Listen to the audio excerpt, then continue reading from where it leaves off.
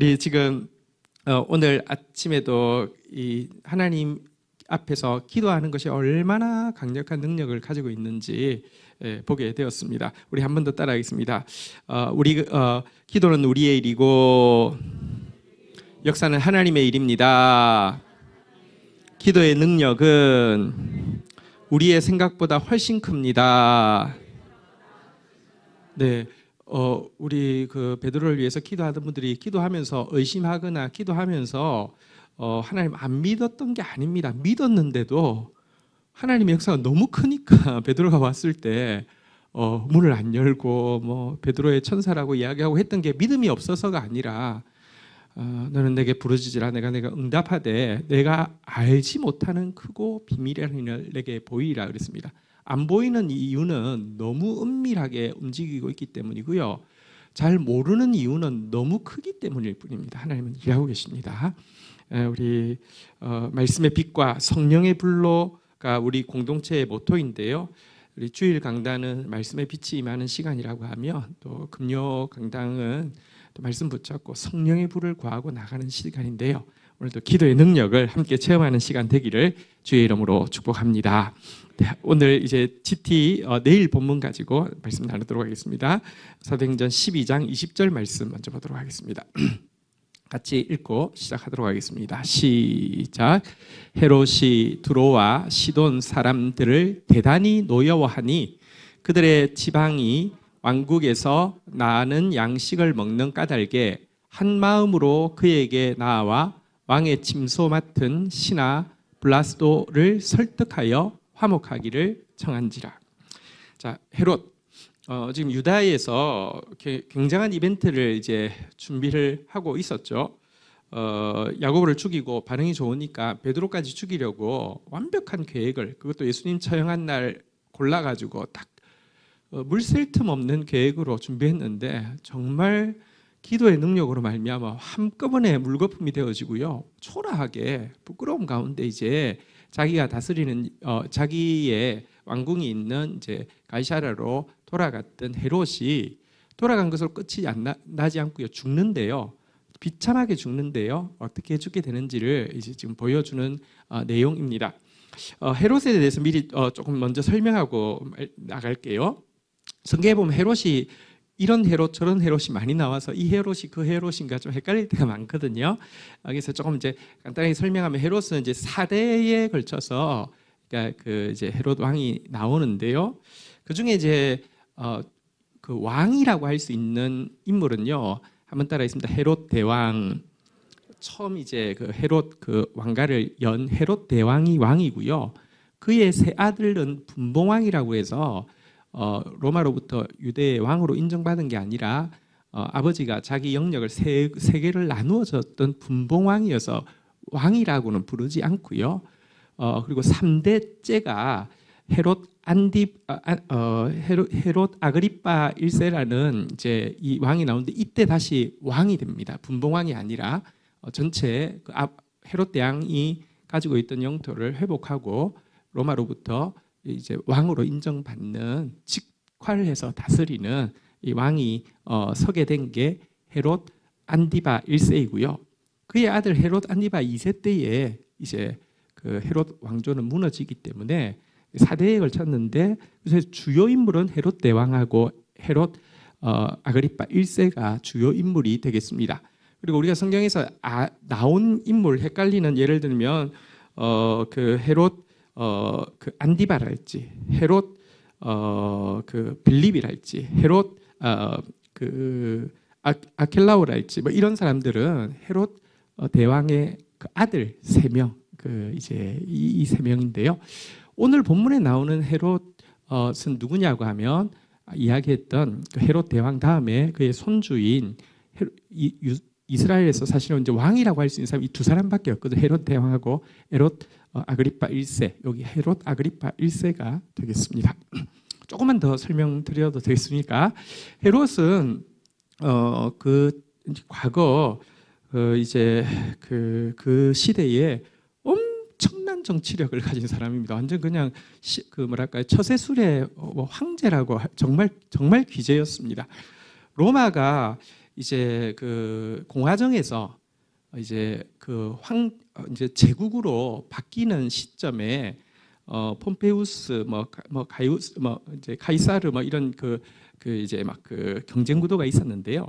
제일 처음에 폼페이우스에 붙었다가 그다음에 말을 또 가이사르에 잘 붙어서 또 살아남고, 또 가이사르 그가 이제 그다음이 여러분 아시는 대로 안토니우스 옥타비아누스 이제 이 두 사람이 막 하는데, 제일 처음에 안토니우스에 붙었다가 또 옥타비우스에 또 붙어가지고 또 살아남고, 그리고 여러분 잘 아시는 대로 안토니우스하고 옥타비우스 둘 다 이렇게 연인으로 만들었던 능력 있는 여자가 있었죠. 누구였습니까?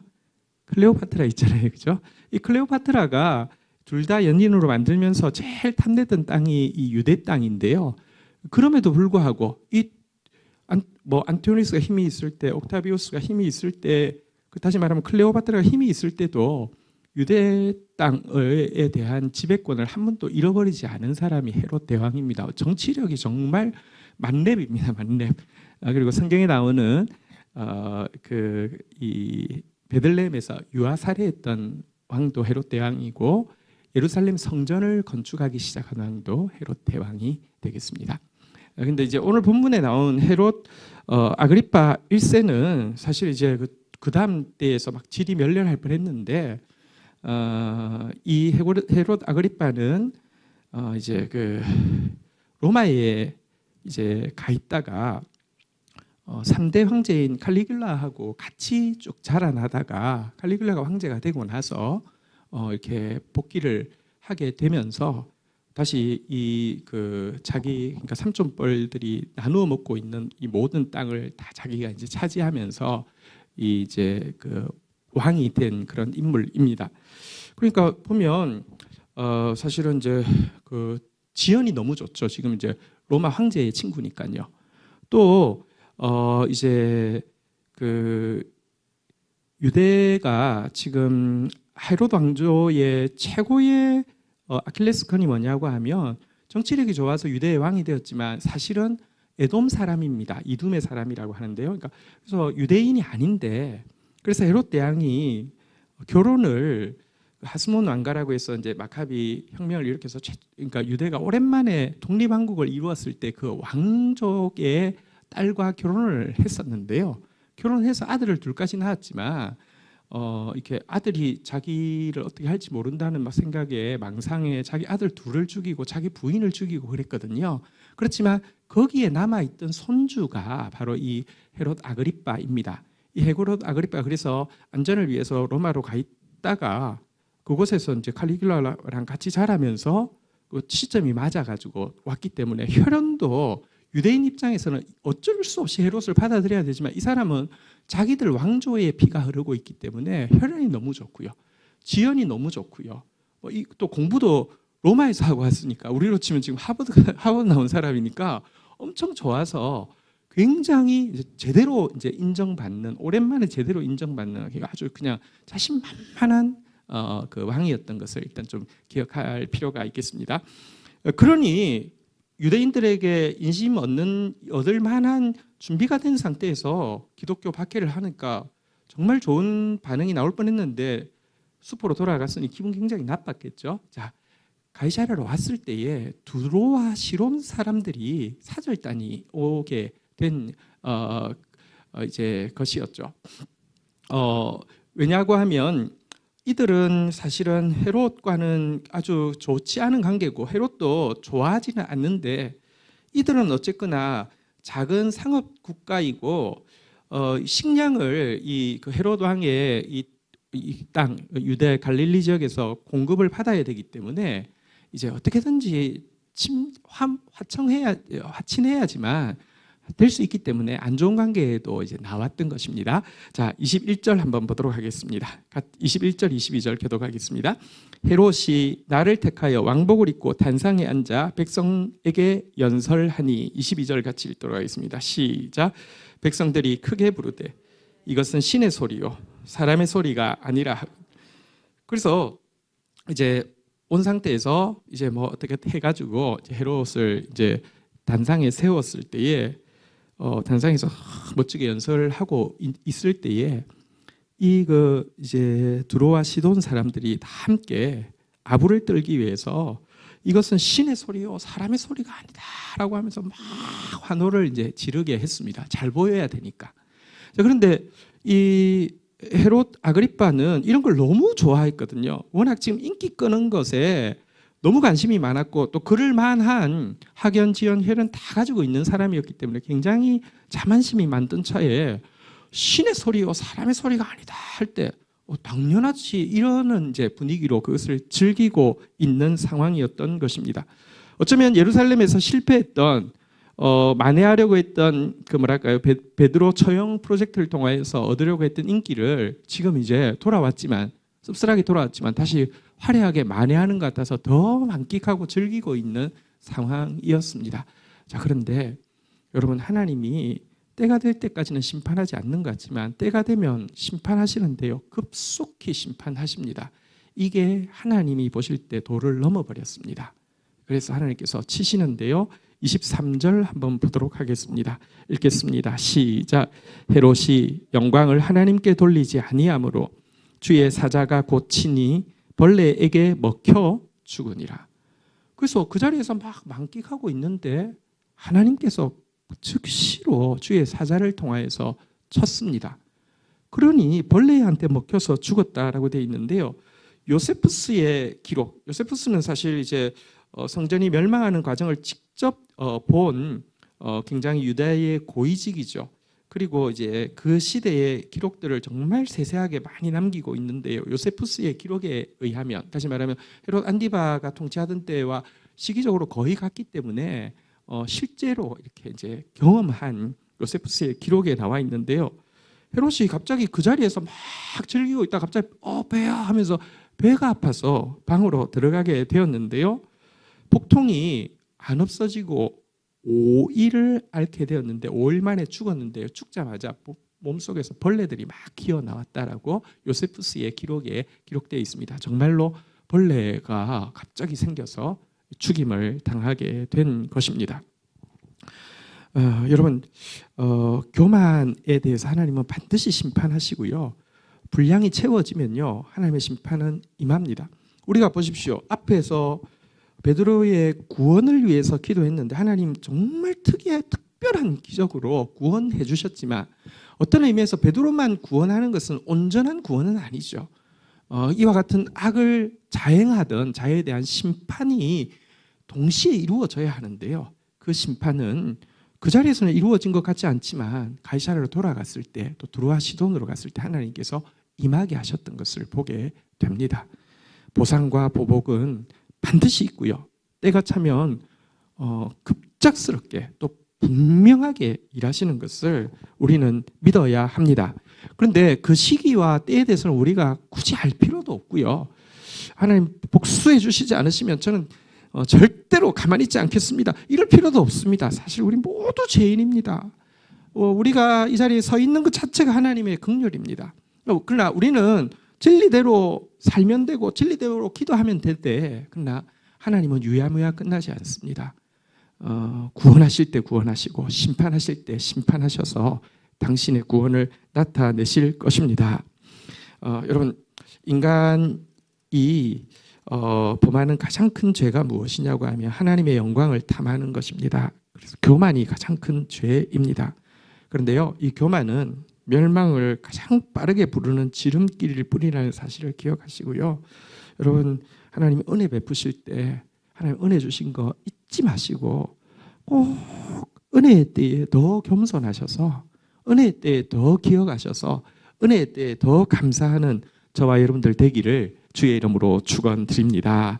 이번 주일이 이제 맥주 감사 주일이죠. 1년에 반을 돌아보면서 감사하는 시간인데 사실 하나님의 영은 운행하신다고 우리 표잖아요. 그렇지만 하나님의 영이 운행하시는 때가 언제라고요? 한번 따라하겠습니다. 흑암, 혼돈, 공허 아무것도 보이지 않는 것 같지만 하나님은 일하고 계십니다. 우리 정말 교만이 아니라 감사하는 또 하나님께서 세워주시고 높여주실 때가 분명히 이를 것인데 그때에 더 감사하는 저와 여러분들 되기를 주의 이름으로 축원드립니다. 이렇게 기세 등등하던 헤롯 이 아그리빠는 이렇게 벌레 먹어서 죽게 되었고요. 아까 이야기한 대로 죽고 나자 로마에서 이제 세력이 없어진 거 알고 그 아들 헤롯 아그리빠 2세를 세우지만 그때는 또다시 이제 분봉왕 체제로 세우게 되고요. 그리고는 결국 나라는 사라지게 됩니다. 그런데 이 기세등등하던 헤롯 왕조는 이렇게 사라지게 되는데요. 하나님의 나라는 어떻게 되었을까요? 24절 한번 보도록 하겠습니다. 같이 읽도록 하겠습니다. 시작. 하나님의 말씀은 흥왕하여 더하더라. 와, 여러분 한번 생각해 보십시오. 어떻게 이방인인데 유대인의 왕이 될 수 있지? 어떻게 줄 한 번 잘못 쓰면 끝장나는데 4번이나 잘못 샀는데 여기서 바꾸고 이래가지고 또 그 엄청난 라이벌 클레오파트라가 있는데도 그걸 막 다 해낸 그 수완꾼 헤롯 대왕, 그리고 그 자손 중에서 제일 혈통 좋은 그 헤롯 아그리빠, 뭐 황제의 그 후광을 등에 업은 이런 사람도 벌레 먹어 죽고 그리고 그 나라도 사라지는데요. 하나님의 말씀은 여러분 풍전등화와 같고 한 번밖에 지나가면 그냥 사라질 것 같은 그 하나님의 말씀은요, 흥왕하여 더하게 되었더라. 흥왕하여 왕성하였더라. 이렇게 이야기를 하고 있습니다. 하나님의 말씀을 막을 수 있는 것은 아무것도 없습니다. 진리의 전진을 막을 수 있는 세력은 아무것도 없습니다. 우리가 그래서 진리에 서 있다는 것 자체가 얼마나 놀라운 감사의 제목이고 얼마나 든든한 것인지 모릅니다. 여러분 성경 로마서 16장 10절을 한번 좀 읽어보도록 하겠습니다. 로마서 16장 10절 한번 읽어볼까요? 같이 한번 읽도록 하겠습니다. 읽겠습니다. 시작.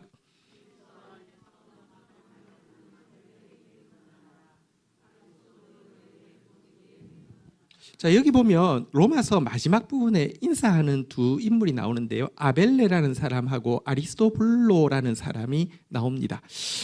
누굴까요?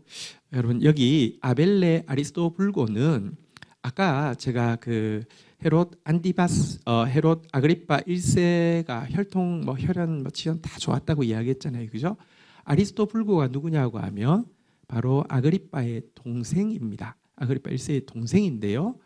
아그리파 1세는 카리귤라라는 로마 황제 중에서 제일 망나니 2대 망나니 하면 카리귤라하고 네로를 치는데요. 이 3대 황제인 카리귤라의 친구였다고 하면 이제 그다음 황제가 클라우디우스인데요. 이게 그 성이 다릅니다. 이제 이것도 역성 혁명이 일어난 거죠. 근데 클라우디우스의 친구가 아리스토블로입니다. 그래서 사실은 아리스토블로는 유대인들 입장에서는 또 성품도 착하고 그래서 헤롯 아그리빠 1세가 죽고 나자 정말로 그들의 왕이 되기를 간절히 원했던 사람이 바로 아리스토블로이고요. 앞에 나오는 에벨레도 같은 가문 사람인데요. 이 사람은 유다인의 왕이 되지 않고요.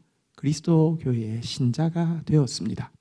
그는 허망하고 없어질 인간 왕국에 미련을 두지 않고요. 없어지지 않을 하나님 나라를 발견하고 복음 안으로 들어와서 여기 보니까 그리스도 안에서 인정함을 받은 가정으로 이렇게 세워지고 있습니다. 이게 진짜 역전 아닙니까? 하나님의 말씀은 흥왕하여 더하니라. 하나님 나라는 무너지지 않습니다. 우리는 그 하나님의 말씀 붙잡고 나아가는 공동체입니다. 우리 하나님 말씀에 세워주신 것을 인하여서 감사하고 그 말씀 붙잡고 함께 싸우는 저와 여러분 되기를 주의 이름으로 축복합니다. 자, 12장 25절 마지막 절 보도록 하겠습니다. 같이 읽도록 하겠습니다. 시작. 바나바와 사울이 부조하는 일을 마치고 마가라 하는 요한을 데리고 예루살렘에서 돌아오니라. 자, 그런데 여러분 베드로가 기적적으로 탈출을 해서 그 어디에 제일 먼저 이제 찾아왔습니까? 마가 요한의 다락방에 찾아왔었잖아요, 그죠? 그리고 그 교회 공동체가 위험에 처할 수 있으니까 자기 하나님께서 하신 일을 간증하고 이제 그 다른 곳으로 옮기긴 했지만 바로 마가 요한의 다락방에 찾아왔는데 여러분 그 바울과 바나바가 여러분 그 지금 안디옥 교회에서 교회가 건강하게 세워지고 예루살렘에 기근이 들었다는 소식을 듣고는 구제연금을 모아서 올라온 때가 언제냐고 하면 베드로에게 이와 같은 엄청난 기적이 일어난 그 순간을 이들이 올라왔다가 목격을 하게 된다는 것입니다. 왜 하나님께서 베드로에게 이와 같은 엄청난 구원의 기적을 일으켜 주셨느냐에 또 한 가지 단서가 여기 있습니다. 베드로는 유대 교회의 지도자로 세움 받은 사람이라고 하면 바울과 바나바는 이방 교회의 지도자로 세움 받은 사람입니다. 유대 교회도 복음을 지키려고 할 때 수많은 박해들이 있었지만 이방 교회에서 복음을 전하는 과정에 수많은 박해들이 있을 것입니다. 그런데 물론 박해 때마다 기적이 일어나는 것 아닙니다. 그러나 여러분 이곳에서 본 기적 정말 여러분 사교대로 4명이 사교대로 16명이 베드로 한 사람 지키는데도 그들이 눈을 시퍼렇게 뜨고 있는데도 자기도 무슨 일인지 모르게 탈출시키는 하나님의 엄청난 기적. 그리고 그 후에 헤롯, 아그리빠, 기세 등등하던 왕이 벌레 먹어 죽는 이 일을 여러분 이방에 있어도 소문은 들을 수 있겠지만 직접 와서 바로 그 마가 요한의 다락방에서 볼 수 있게 하신 이유가 무엇이겠습니까? 우리 13장에 가면 사실은 이 바울과 바나바를 하나님께서 따로 세우셔서 이제 1차 전도 여행을 시작하게 하고 이방인의 사도의 역할을 시작하게 하실 터인데요. 이 사역이 시작되기 전에 눈으로 이것을 보게 하신 것은 내가 너희와 함께 할 것이다. 너희는 가서 만민에게 복음을 전파하라. 내가 너희를 떠나지 아니하고 버리지 아니하고 내가 너희와 함께 할 것이다. 너희가 기도할 때 나는 역사할 것이다라는 것을 그냥 성경의 기록이 아니라 눈으로 볼 수 있게 해주셨다는 것입니다. 하나님은 어쨌든 이 1타 2피 베드로 한번 구원하심으로 말미암아 이제 이방인의 그 이제 선교가 본격적으로 시작될 때에 헌신하고 희생할 바울과 또 이 바울 바나바를 하나님께서 믿음의 담력과 용기를 주기 위해서 이와 같은 일을 이 시기에 이루신 것을 보게 됩니다. 자, 그리고 또 그 마가 요한의 다락방에 갔다가 누구를 데리고 안디옥으로 왔다고요? 마가를 데리고 왔죠. 여러분 마가를 왜 데리고 왔을까요? 여러분 이제 그 월요일 날 본문에 보면 이 마가를 1차 전도 여행의 수종으로 데리고 가거든요. 어쨌든 지금 이들은 뭐 무슨 일이 있을지 아무것도 모르는데요. 그냥 아가보가 와가지고 그 기근이 될 거라고 예루살렘 기근 될 거라고 해서 구제연금 모아서 왔을 뿐인데 사실은 베드로의 이렇게 구원이라는 기적을 보게 되고 또 그냥 뭐 이뻐 보이고 또 이렇게 이렇게 헌신돼 보이고 뭐 이러니까 그냥 데려왔을 뿐인데 사실은 이미 이 두 사람을 따로 세워서 선교사로 파송할 때 1차 선교 여행이 시작되어지게 할 준비를 하나님은 다 하고 계셨다는 것입니다. 지금 얘 데리고 가면 전도 여행을 잘 할 수 있겠는데 이런 계획이 지금 전혀 없었잖아요. 그죠? 교회의 걸음은 하나님께서 인도하십니다. 또 사실 우리 인생의 걸음도 하나님께서 인도하십니다. 이걸 믿어야 합니다. 사도행전의 주역은 사도가 아니라 성령이십니다. 사실 그냥 순종하고 갔더니 그 다음이 보인 것이지 계획하고 그럴 줄 알았어 이게 전혀 없는 것이 사도행전임을 보게 됩니다. 지금도 주님이 우리를 이끌어 가고 계십니다. 할렐루야. 자, 우리 주신 말씀 붙잡고 우리 한번 찬양하고 또 기도하는 시간 가지도록 하겠습니다. 자리에서 한번 일어서시겠습니다.